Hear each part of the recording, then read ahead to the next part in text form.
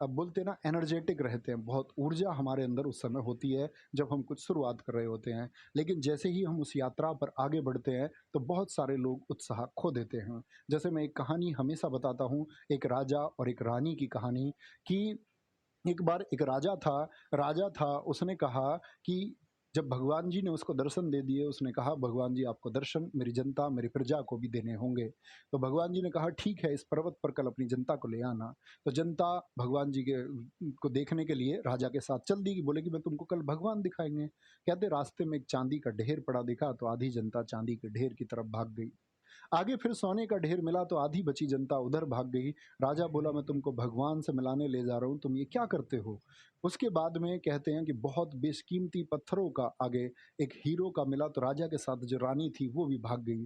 कहने का मतलब है रानी का भी कोई भरोसा नहीं है। अंत में राजा राजा भगवान जी के पास अकेले पहुँचा तो भगवान जी ने पूछा राजा से, तुम्हारी प्रजा कहाँ है?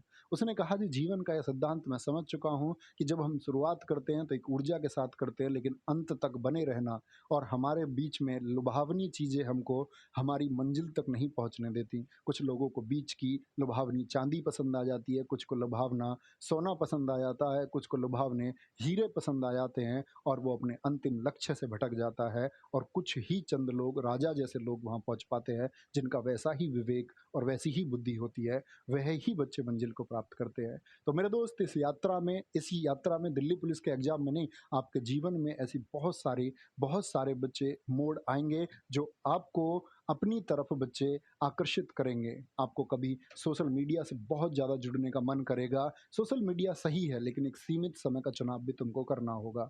आप बेवजह की चीज़ों में, बाज़ारों को छानने में, दोस्तों के साथ शादियों में बहुत वर्षों तक बच्चे या पार्टीज़ को करने में आप बिज़ी रहे तो अंतिम लक्ष्य आप प्राप्त नहीं कर पाएँगे। यही लोग हैं कल जो आपकी बेकार स्थिति का उपहास या मज़ाक उड़ाएँगे।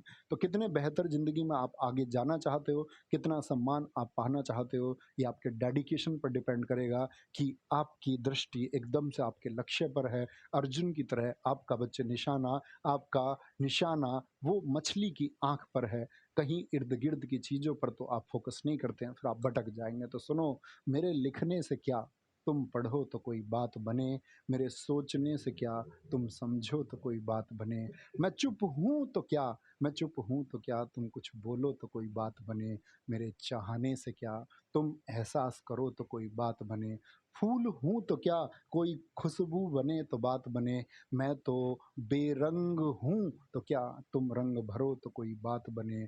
मैं निराकार हूँ तो क्या तुम साकार करो तो कोई बात बने। मेरे एक दोस्त अमित जी ने भेजा इसको, बोले भैया इसको क्लास में बुलाना है और फिर हमारे शिवम आपके जो ये क्लास कराते हैं आपकी, फिर इन्होंने भेजा इसको कि ये होना चाहिए, 2 मैच होगी तो मैंने कहा इसको पेश कर देंगे। तो